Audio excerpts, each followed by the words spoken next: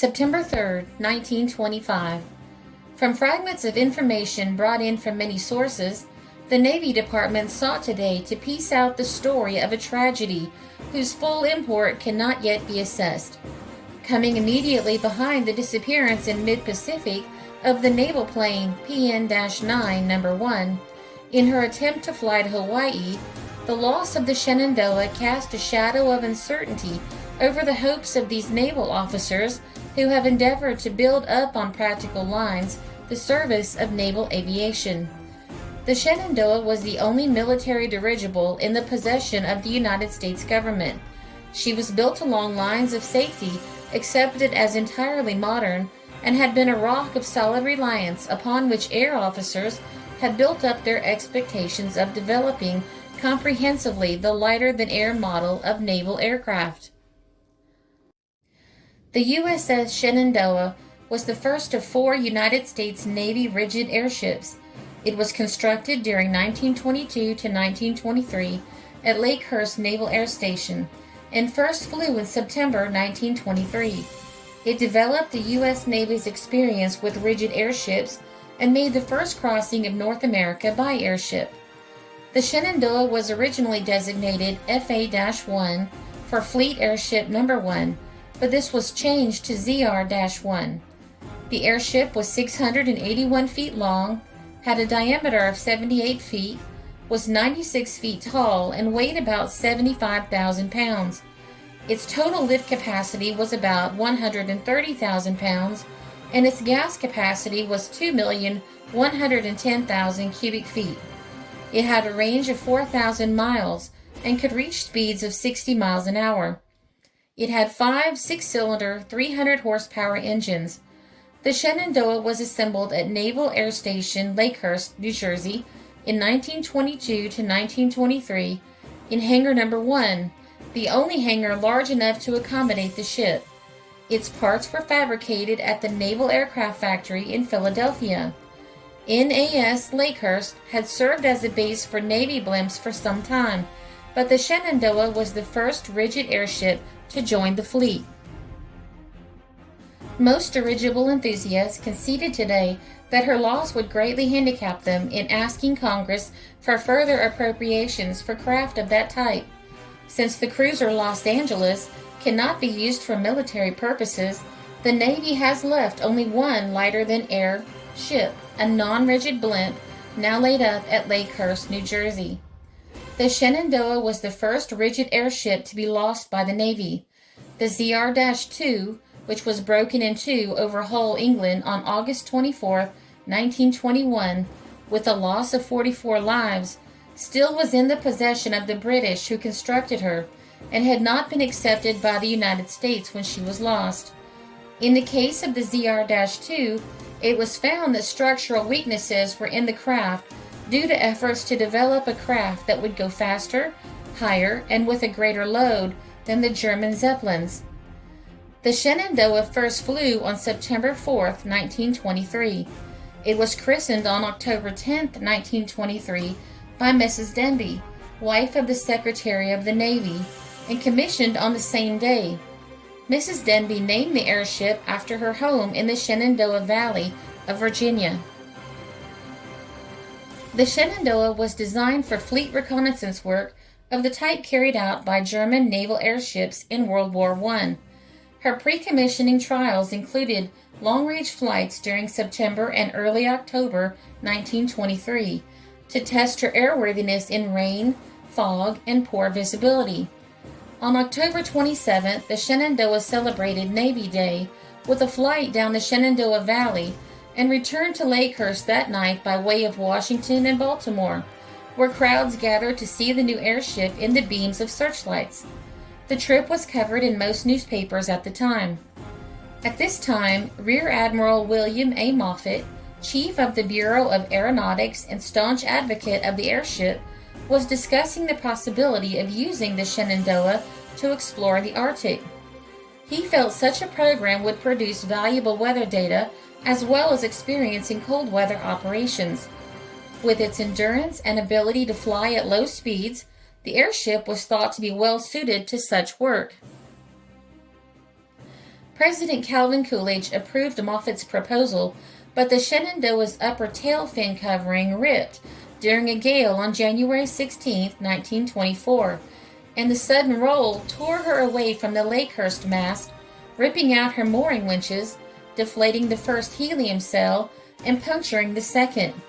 Extensive repairs were needed, and the Arctic expedition was scrapped. The Shenandoah's repairs were completed in May, and in mid-1924 was working up its engines and radio equipment to prepare for fleet duty. In August 1924, the airship joined the scouting fleet and took part in tactical exercises. During October 1924, the Shenandoah flew from Lakehurst to California and on to Washington State to test newly erected mooring masts. This was the first flight of a rigid airship across North America. On September 2, 1925, the Shenandoah departed Lakehurst on a promotional flight to the Midwest that would include flyovers of 40 cities and visits to state fairs. Testing of a new mooring mast at Dearborn, Michigan was included in the schedule.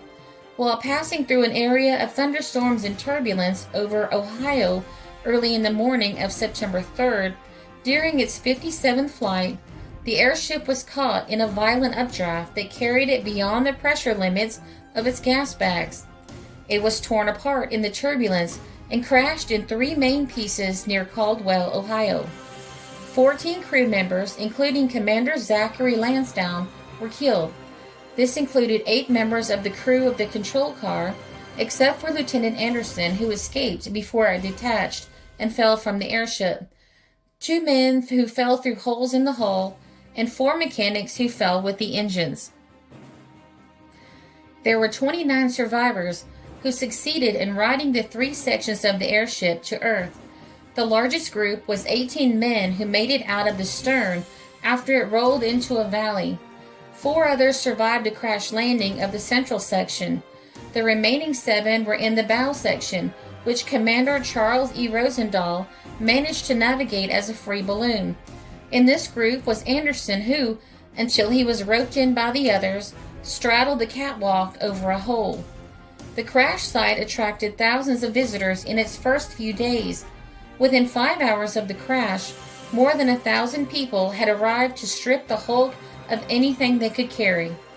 On Saturday, September 5, 1925, the St. Petersburg Times of Florida reported that the site of the crash had quickly been looted by locals, describing the frame as being laid carrion to the whims of souvenir seekers. Among the items believed to have been taken were the vessel's logbook and its barograph, both of which were considered critical to understanding how the crash had happened. Also looted were many of the ship's 20 deflated silken gas cells, each worth several $1,000s, most of them unbroken but ripped from the framework before the arrival of armed military personnel. Looting was so extensive that it was initially believed even the bodies of the dead had been stripped of their personal effects, and that operatives from the Department of Justice were being sent to investigate. That this was happening was soon denied by those publicly involved in the incident, however. Still, a local farmer on whose property part of the vessel's wreckage lay began charging the throngs of visitors to enter the crash site at a rate of $1 for each automobile and 25 cents per pedestrian, as well as 10 cents for a drink of water. On September 17th, the Milwaukee Sentinel reported that 20 Department of Justice operatives had indeed been summoned to the site, and that they, along with an unspecified number of federal and state prohibition agents, had visited private homes to collect 4 truckloads of wreckage along with personal grips of several crew members and a cap believed to have belonged to Commander Lansdowne. Lansdowne's Annapolis class ring had also been thought to have been taken from his hand by looters, as it was not then recovered. It was found by chance in June 1937 near the crash site number 1. No one was charged with any crime. The official inquiry into the crash brought to light the fact that the fatal flight had been made under protest by Commander Lansdowne, a native of Greenville, Ohio, who had warned the Navy Department of the violent weather conditions that were common to that area of Ohio in late summer.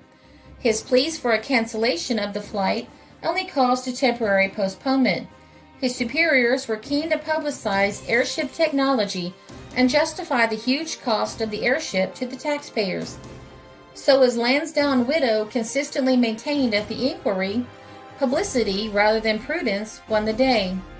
Heinen, according to the Daily Telegraph, placed the mechanical fault for the disaster on the removal of 8 of the craft's 18 safety valves, saying that without them he would not have flown on her for $1 million.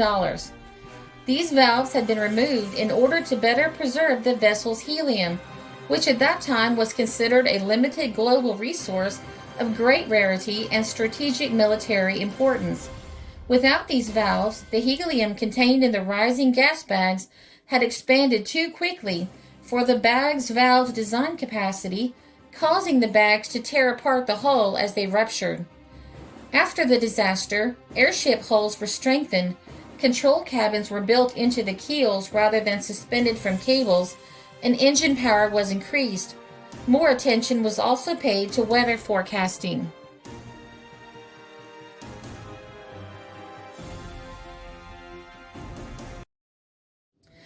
Everything about the Shenandoah made the newspapers. The list of them would be enormous, but the main ones used for this are the Bellington Progressive, September 24, 1925, the Carbon County News, October 15, 1925, the Evening Star, October 12, 1923, the Seward Daily Gateway, September 3, 1925, the St. Croix Avis, November 23, 1925, the Birmingham Age Herald, October 8, 1924, and the Bismarck Tribune, September 3, 1925.